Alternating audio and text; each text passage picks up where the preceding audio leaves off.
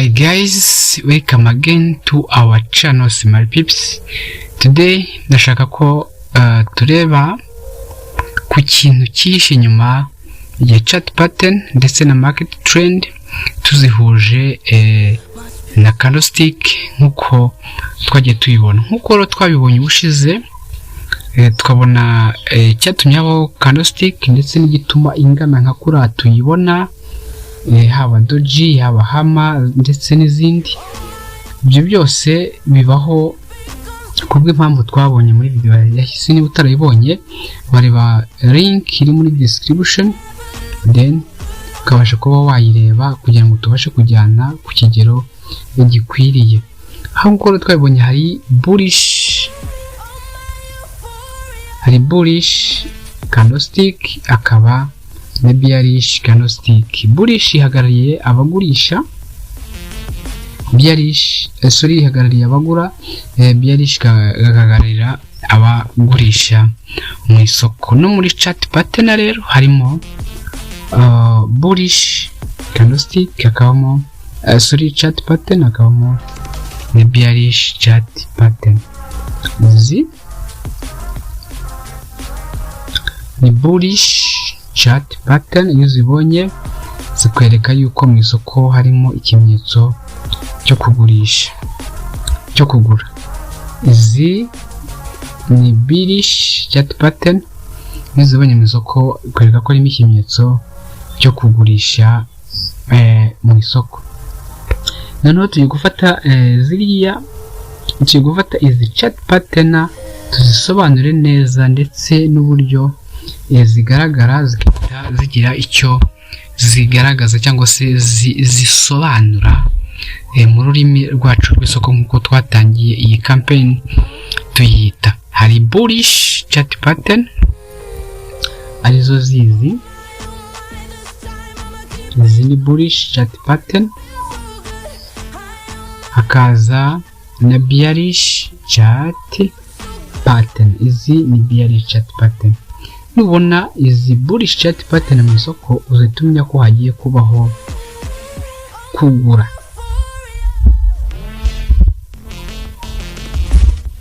Zerekana sinyale yo kugurisha cyangwa se kugura. Nuba ngo hano hari bull flag. Izi ni zerekana bull flag. Izi nibona habayeho iki kimenyetso akenshi haba hagiye kubaho market reversal, akenshi lita rizamuka. Hano naho niko bimeze. Nubona habayeho icyitwa cup with the handle, ni chat pattern imeze nk'igikombe n'umukondo wacyo. Cup with the handle kibivuze mu ndimi z'amahanga, uzabona ko isoko rigiye gukora buy strong buy. Na hano niyo yabaho ascending triangle. Iyi ni chat pattern ikunda kugaragara mu isoko, ukamenya ko hagiye kubaho isoko rigiye kuzamuka. Uzashakisha aho ushaka entry ya buy mu isoko.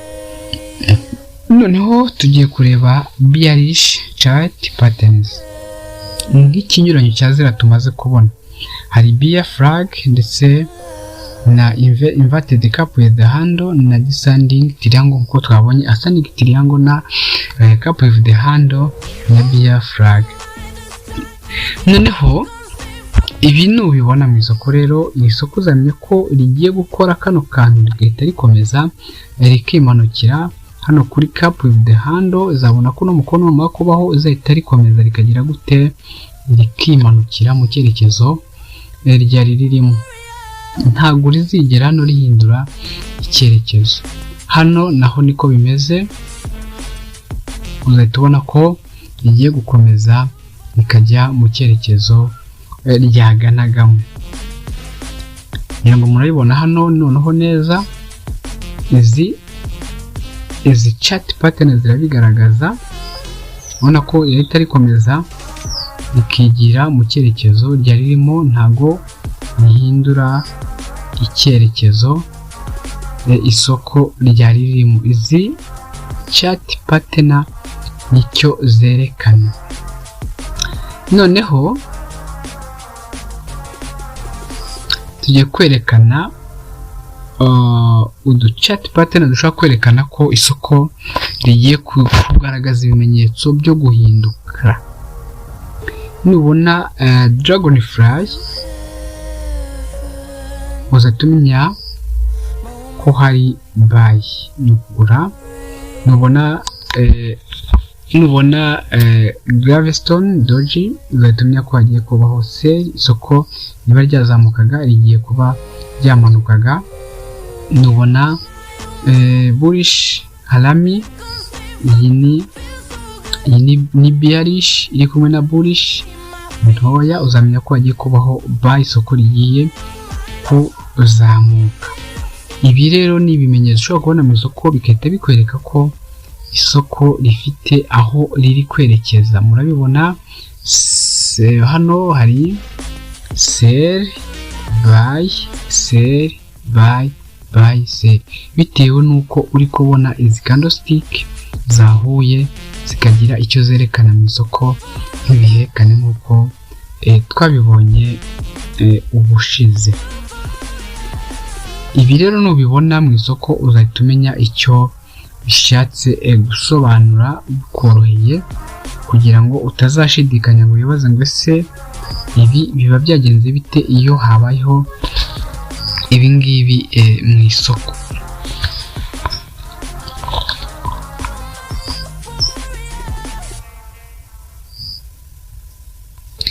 Noneho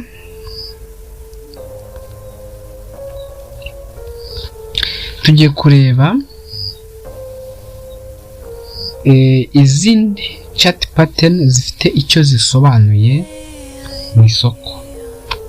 Hari yitwa double bottom. Double bottom isobanuye ko nayo isoko rigiye kuzamuka. Murabona niba isoko hano ndabyerekane, hano ryamanukaga ryaje rikoze icyitwa double bottom, rigeze rite rirazamutse. Ibi bizagoreka ko isoko rigiye gukora icyitwa market reversal. Na hano niko bimeze, nibyerekana icyitwa head and shoulders, isoko rizaba rigiye kuzamuka. Bitandukanye na hano, iyo ubonye ascending triangle, isoko na hano ryazamukaga n'ubundi, hano ryazamukaga ascending triangle rirongera rirakomeje rirazamutse. Hano ntago ryerekanye market reverse, hano niko bimeze, ryakomeje ririzamukira. Ibi rero biratandukanye cyane n'iriya market reversal twari turimo hano tugaragaza. Hano ntihagaragaramo flash,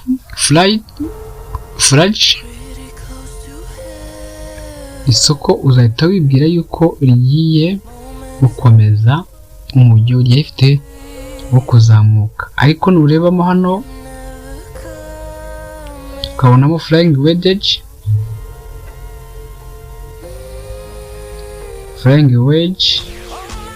isoko rizakwereka ko hagiye kubaho market reversal mu isoko.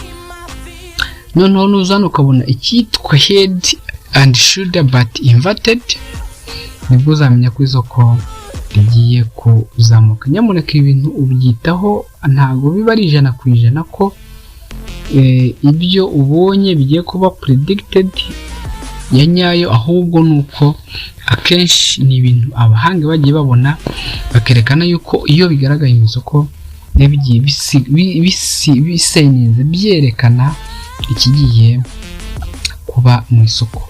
Cyo kuba ari isoko rigiye gukomeza mu gihe ryarimo, cyangwa se rigiye kugaragaza market reversal, cyangwa se guhindura icyerekezo mu yandi magambo.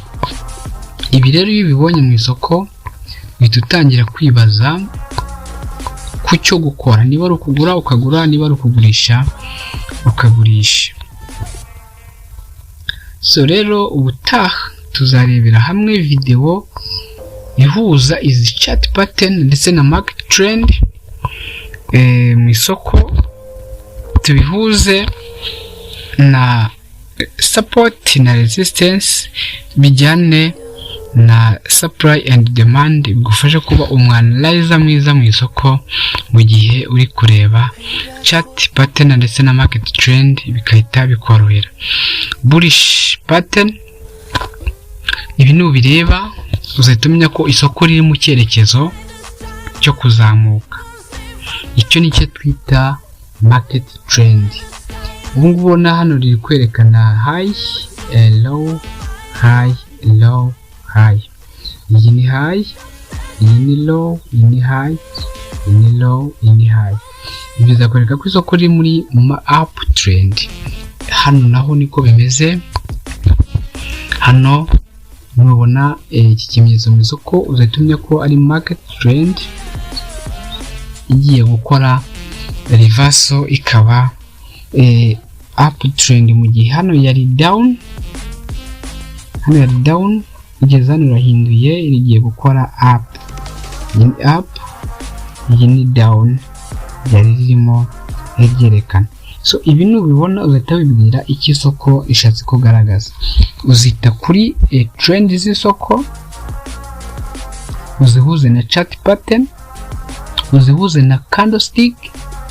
Numara kubihuza ibyo byose ubihuze n'impamvu habaho iriya candlestick, bizagufasha gushaka entry mu isoko. Ibyo tuzabira mu isoko rero rizakurikira rigaragaza uburyo ushaka entry mu isoko ugendeye kuri support na resistance ndetse n'icyitwa supply and demand nka grama y'ibivugirwa mu isoko. So rero video zacu nakagaruka, ntujyane utaduhaye subscribe nabwo namigeze kuri izi video zacu. Hano turi Smart Pips, dufasha aba trader bato kuzamuka bakaba aba analyzer beza. Ku hano twatangiye amasomo yo gukora analyze, haba hari icyo ufiteho impungenge mu kumenya mu gukora technical analysis hano mu isoko, yaba forex trading cyangwa se cryptocurrency, watwandikira muri comment ubundi tukagufasha, cyangwa se ukajya muri group WhatsApp yacu aho dusharing ibitekerezo ndetse nuko tubona ibintu bihagaze mu isoko n'amakuru agezweho nka updates. Noneho rero reka mbashimire mwe mwabanye natwe kuva ino video itangiye kugira isoje, katube tuyisubikiye ha video zacu nakagaruka. Mukomeze kugira ibihe byiza, Imana ibarinde. Bye bye.